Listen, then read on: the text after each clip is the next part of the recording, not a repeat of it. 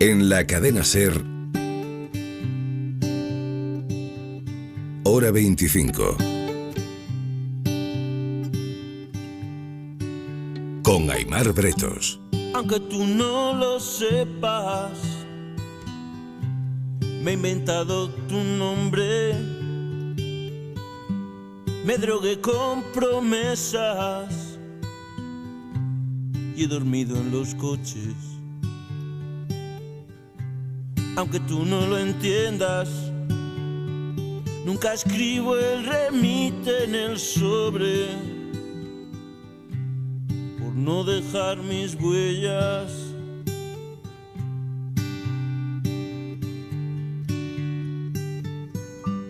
Aunque tú no lo sepas, me he acostado a tu espalda y mi cama se queja, fría cuando te marchas. He blindado mi puerta y al llegar la mañana no me di ni cuenta de que ya nunca estabas.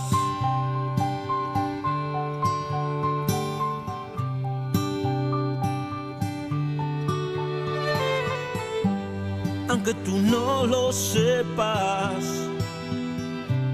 nos decíamos tanto, con las manos tan llenas, cada día más flacos. Inventamos mareas, tripulábamos barcos y encendía con besos mar de tus labios. Rosa Montero ha hecho algo que a muchos periodistas les da entre pudor y miedo, que es revisitarse a sí mismos su obra de hace décadas, porque uno de ese ejercicio puede salir mal, puede salir francamente mal. Hay pocos que se atreven a recuperar sus artículos de hace muchos años, porque te puedes encontrar con textos que han envejecido fatal, con un estilo que en su momento todavía no era el tuyo, puede que entonces tuvieras una visión del mundo que ya no compartes, pero si haces eso, y si eres Rosa Montero, acabas recuperando textos que hay que mandar a imprenta, hay que encuadernarlos y hay que venderlos en las librerías, porque siguen mereciendo la pena y mucho.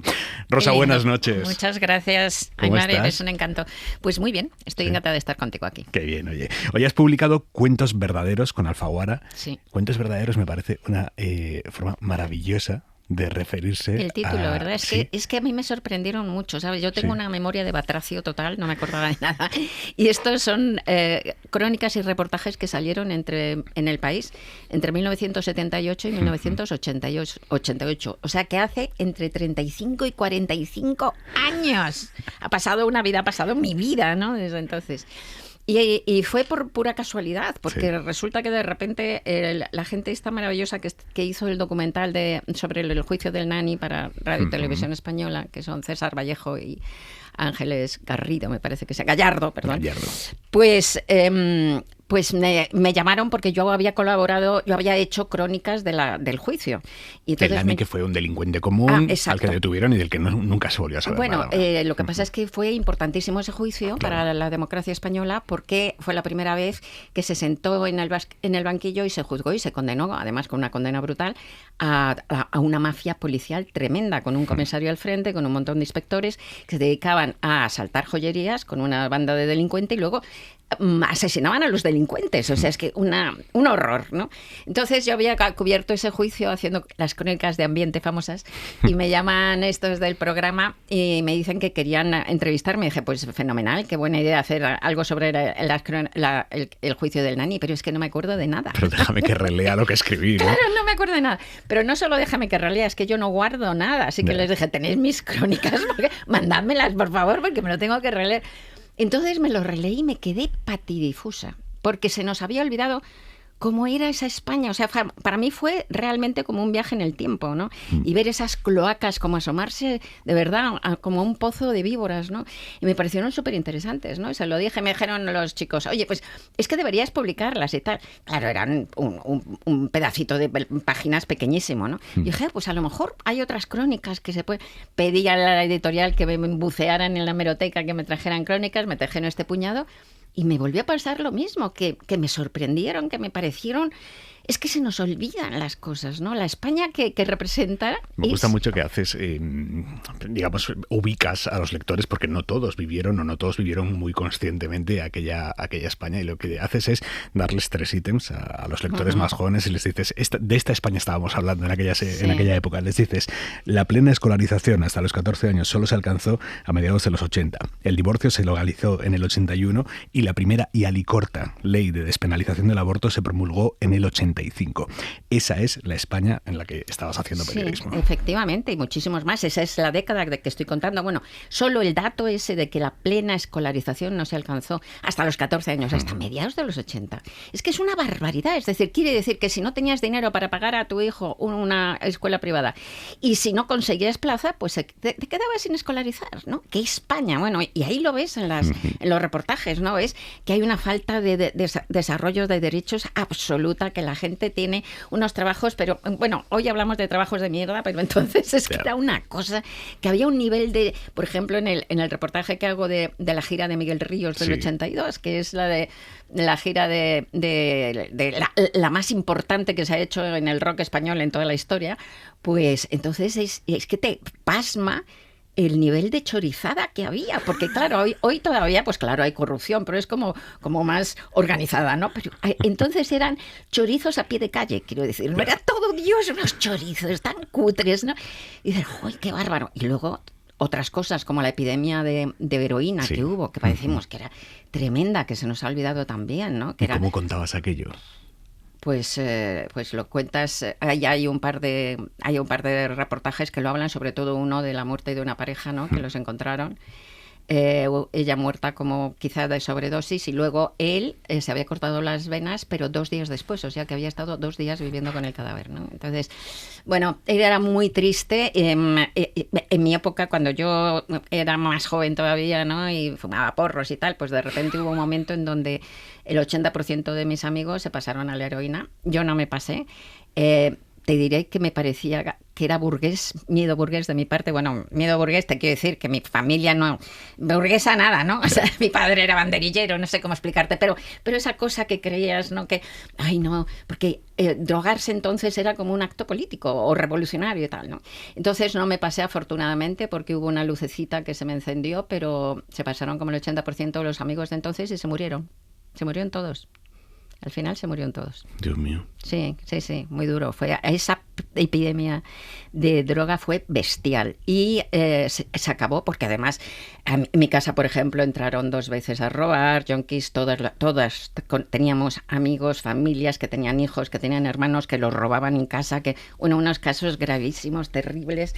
Era peligrosa la calle y todo eso se acabó cuando llegó el SIDA y se murieron. Sí, terrible, ¿no? Muy, muy horrorosa. Bueno, pues esa es esa época también. En el libro reconoces que te gusta lo lumpen, lo canalla. Bueno, sí, pero, ¿sabes? Siempre me ha gustado y me sigue gustando. Me interesa mucho mirar a esa zona de sombra que está más justo, que empieza en las fronteras, digamos, de la vida convencional, ¿no? Siempre me ha interesado. Durante la década esta que recojo en las crónicas, publiqué 4 novelas, y una de ellas era Te trataré como una reina, que era súper lumpen, ¿no? Sí. Del mundo lumpen. Entonces, ahora mismo en mis artículos y tal, me gusta mirar a esa zona de sombra, ¿sabes? Porque creo que ahí está la vida desnuda, sin afeites. Tú ves ahí el fondo del corazón humano palpitando. ¿Cómo ha mutado el lumpen? Depende de qué lumpen estemos hablando, ¿no? Pero entonces era mucho más grande. Y había una parte que estaba casi incorporada, un poco neorrealismo italiano, ¿sabes? Porque era un país muchísimo más pobre, sin comparación, hace 45 años. Sin comparación es lo que estamos hablando. En donde no había becas, en donde empezaron, había muy pocas ayudas sociales, en donde realmente había muchísima gente que vivía en unas condiciones, pues muy, muy muy rotas y solos y pobres y hechos polvo, pero que tenían, esa era una vida y una vida totalmente decente, que es lo más maravilloso. Hay 2 reportajes ahí. Hoy el lumpen es más, quiero decir que es más está más asociado a la delincuencia. Hay 2 reportajes ahí que son menos espectaculares que otros, porque hay reportajes sobre, hay piezas sobre, yo qué sé, el asesinato de los abogados de Atocha o el 23F, esos son como más espectaculares. Pero las 2 que más me gustan son una que hice en el Teatro Chino de Manolita Chen, que era lo que llamaban el cabaret de los pobres, que era una carpa como de circo y que iban a los suburbios de las ciudades industriales, y la de unos luchadores del campo del gas, que eran luchadores de estos que se llamaba Cachacascán, que era como los mexicanos de hoy, que se pintan, se ponen máscaras y tal, y que hacen 2 personajes, uno va de bueno, otro va de malo, se pegan unos golpes así como muy ostentosos y eso. Entonces esas 2, que son este mundo que te digo, justamente de la frontera, fuera de los límites, ¿no?, de lo convencional y tal, pues estos 2 es que me enamora la gente, que me parecen que era gente maravillosa, lo digo en los reportajes, ¿no?, que era una gente que en una vida realmente carente de todo, lo que tenían era dignidad y una bondad y bueno, maravillosos, para mí héroes. Y había algo de militancia en el periodismo que ejercías contándoles a ellos. No, había mucha militancia, no en el mío, en el de todos. Es que es que tú eres muy pequeño. Tú eres muy pequeño. Cada vez menos, Rosa, cada vez menos. Pero en aquella época realmente, mira, en la democratización de esta sociedad tuvo un papel fundamental la prensa. Los medios de comunicación tuvieron todos un papel fundamental y desde luego el país enorme, te lo aseguro. Y creo que tú dices en el libro que el país era una fuerza democratizadora. Sí, y todos los medios, pero enorme, de verdad. O sea, tuvimos todos los periodistas un papel importantísimo como profesión y tal.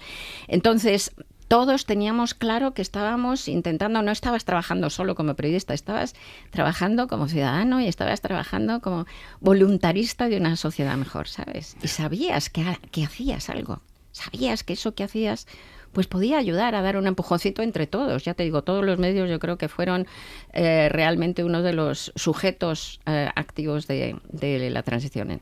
Y en ese contexto contabas precioso cosas muy duras, como por ejemplo el artículo que has mencionado de la matanza de los abogados de Atocha. Sí, terrible. Hay una frase que dices que es: los abogados escogieron una vez vivir colectivamente y colectiva es también su muerte. Sí, tremendo, sí, porque es que habían sido, además es curioso, porque claro, eran hijos de buenas familias que podían haberse hecho abogados y tener enseguida un despacho con un pastón inarrable, algunos hijos también de gente que venía del mundo de las leyes, en fin.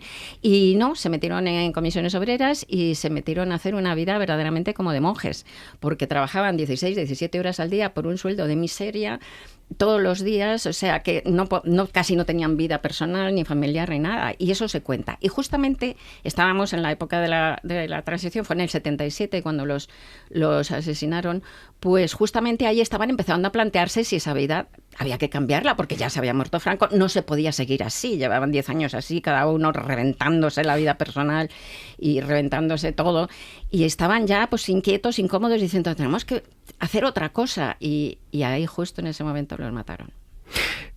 Ese artículo, precisamente ese reportaje, es uno de los que incluye el libro que más claramente deja ver que tú utilizas en el periodismo las técnicas narrativas. Bueno, no solo ese, yo creo el del campo del gas, casi todos. Es que fue otra cosa que me sorprendió mucho. Cuando vi que la mayoría de los reportajes que están ahí, por eso lo he llamado cuentos verdaderos, parecen cuentos, parecen relatos. Lo que pasa es que todo lo que se cuenta, todo está documentado. Claro, esa es la diferencia. Eso es dificilísimo, quiero decir, porque si tú vas a escribir un cuento que no esté basado en la realidad, tienes una capacidad creativa, no tienes por qué aferrarte a nada, no necesitas nadie que te documente. Obvio, claro, sí. Pero hacer periodismo, aplicarle técnicas narrativas, tienes lo más difícil de los dos mundos. Exacto, sí, es muy difícil y te lleva además un esfuerzo de trabajo y de documentación bestial, porque no solo te tienes que documentar de lo objetivamente periodístico, de la noticia, de los datos, sino de todo lo demás. Es decir, si yo de repente en uno de estos reportajes digo que ocupa solo una línea, que fulanito cruzó al bar de enfrente y se tomó un carajillo a las 7 de la tarde... Eso tiene que ser verdad. Tiene que ser verdad, es porque he ido al bar de enfrente, he hablado con el camarero y me ha dicho que fulanito vino y se tomó un carajillo a las 7 de la tarde. Si no, no lo puedes poner. Entonces, el esfuerzo de documentación para dar la carne en esa, ¿no? Que rodea a la noticia pura y dura. Es tan brutal que por eso hoy ya no se hace, porque claro, me he quedado asombrada de que eso, la mayoría son así, pero que hoy ya no se hace este tipo de periodismo. Y claro, como estamos bajo mínimos en los medios de comunicación, todavía no hemos acabado esta travesía del desierto que se empezó hace como 20 años. Tú sabes que en 20 años se han perdido, creo que el 95% de los periódicos del mundo. O sea, que es una cosa brutal, ¿no? Brutal. Qué empobrecimiento, ¿no? Pues ahora no hay el tiempo a lo mejor para hacer esto, ¿no? Y a lo mejor merece la pena ese esfuerzo de documentación tan brutal. Total. Sí, lo que le añade, el plus de calidad que le añade al artículo, enorme, yo creo compensa. Que sí. Yo creo que totalmente, porque lo que hace es, mira, ¿qué es la narración? Narrar, o sea, como novelista y tal, narrar es conseguir que el lector se convierta en un testigo. O sea, tú en una novela que empieces a contar cosas, fulanito vino, a los 16 años vino desde el pueblo a Madrid y tal, eso es fatal, eso es muy mala literatura de ficción, ¿no? Muy mala narrativa. Sí. Lo que tienes que hacer es el ejemplo clásico, no me digas lo que es una rosa, hazme que la huela, ¿no? Esa es la cuestión. Entonces, lo que hace el narrador es convertir al lector en un testigo. Y esa técnica es la que he aplicado yo en estos reportajes. Y no Por corres eso son el cuentos. riesgo, a la hora de introducir las técnicas narrativas en el periodismo, de generar en el lector emociones, sensaciones que puedan adulterar el resultado final de lo que él está leyendo. No creo, porque siempre hay, tú estás dando, cuando estás, siempre hay subjetividad en todo, ¿eh? Absolutamente en todo hay subjetividad. Incluso si tú pones unos datos, por ejemplo, puros y fríos de yo que sé, que ha subido, que la inflación, ¿no? Sí. Ha subido. Pues la puedes poner por arriba, por abajo, la puedes poner con un titular determinado, la puedes poner grande la noticia, pequeña, la puedes poner acompañada de que la inflación, mientras tanto, en Japón ha subido mucho más, o que mientras tanto en Francia baja un montón, ¿no? O sea, entonces siempre hay una subjetividad. Entonces esa subjetividad está.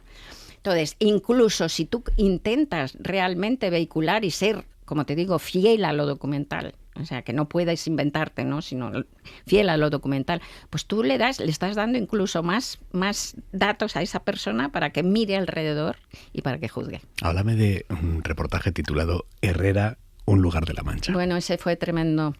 Ese fue tremendo porque fue en el gobierno de UCD, centrista y tal, y entonces construyeron una cárcel, que es Herrera-La Mancha, que sigue existiendo, que era un penal de alta seguridad y que era como una flor que se habían puesto en el ojal. Era un proyecto que estaban súper orgullosos y era un penal para presos peligrosos, pero presos peligrosos de alta seguridad, para presos peligrosos. No peligrosos por su crimen, por lo que hubieran hecho, sino peligrosos por su comportamiento en las cárceles. Es decir, que todos aquellos presos que pertenecían a la COPEL, a las organizaciones de presos que protestaban por el trato, pues todos esos, Herrera, ¿no?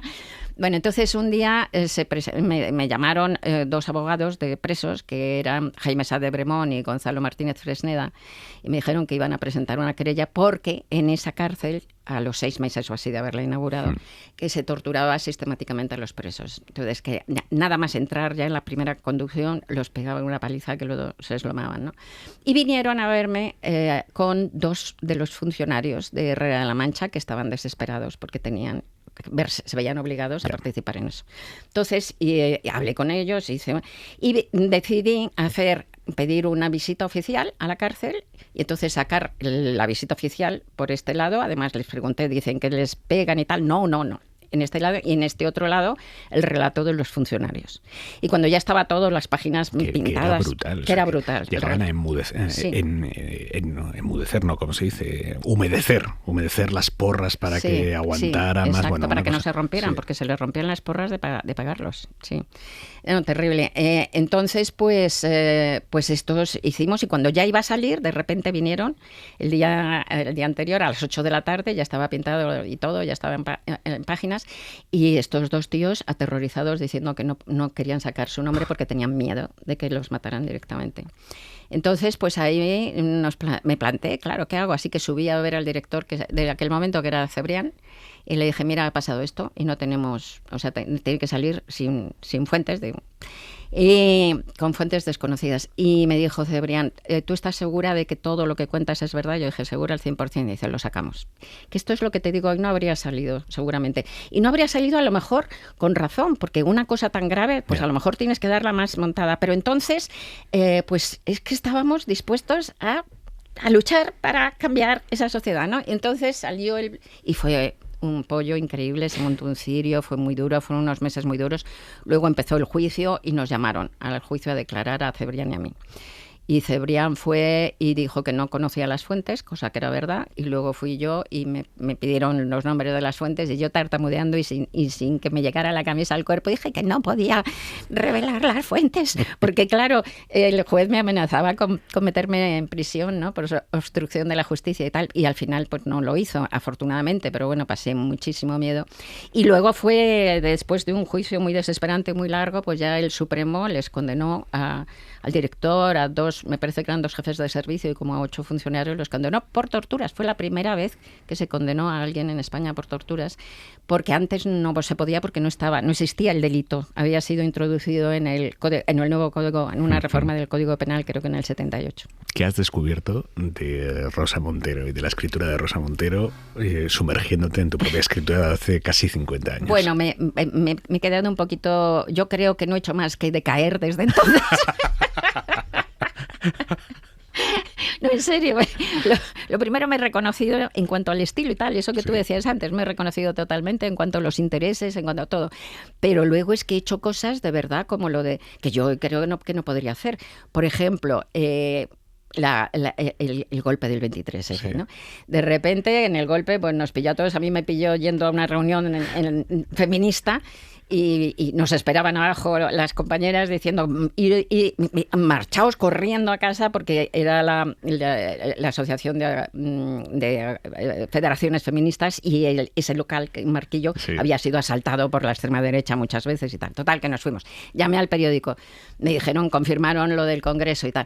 Y dije, voy para allá. Y dice, no, estamos muchos, vete a casa y quédate en stand-by, ¿no? Quédate. Que mañana habrá que Total, coger el relevo. Exacto, me pasé la noche en blanco como todos. Nos pasamos toda la noche en blanco y a las 9 o las 10 de la mañana, no sé a qué hora, me llamaron para que fuera a relevar a los otros y dije, vale, yo relevo, pero no he dormido, no sé qué voy a hacer de cabeza y tal. Llego allí, nada más llegar, todavía no se había acabado el golpe.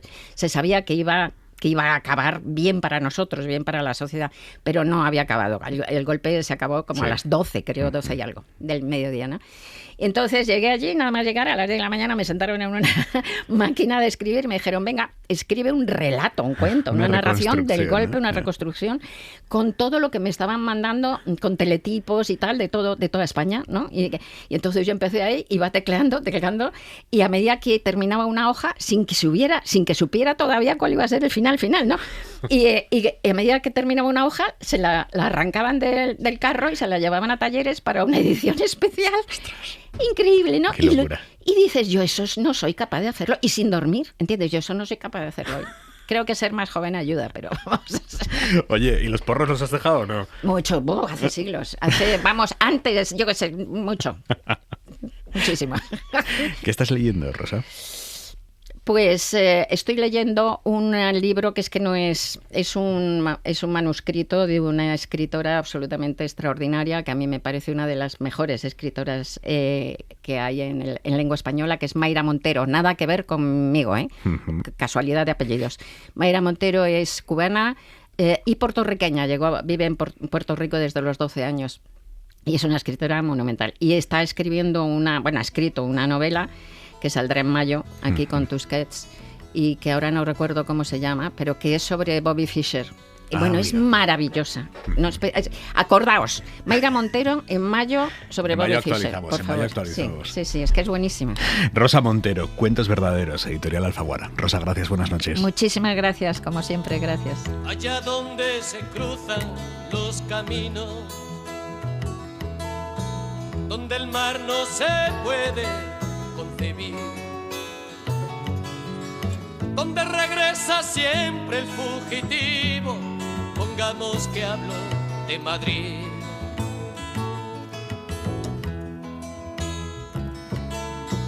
Donde el deseo viaja en ascensores, un agujero queda para mí, que me dejó la vida en sus rincones. Pongamos que hablo de Madrid.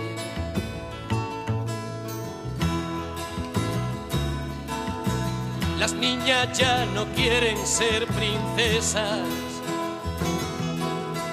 y a los niños les da por perseguir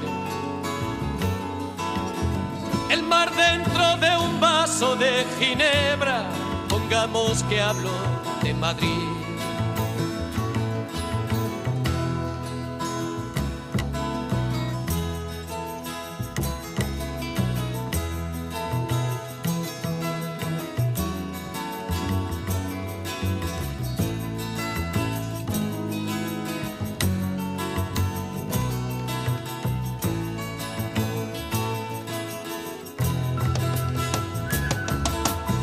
Los pájaros visitan al psiquiatra, las estrellas se olvidan de salir, la muerte pasa en ambulancias blancas. Pongamos que hablo de Madrid.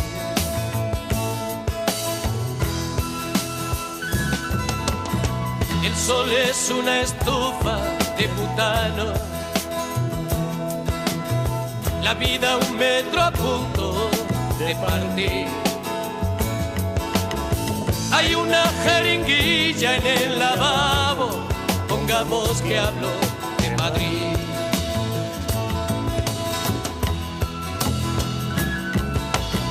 Cuando la muerte venga a visitarme,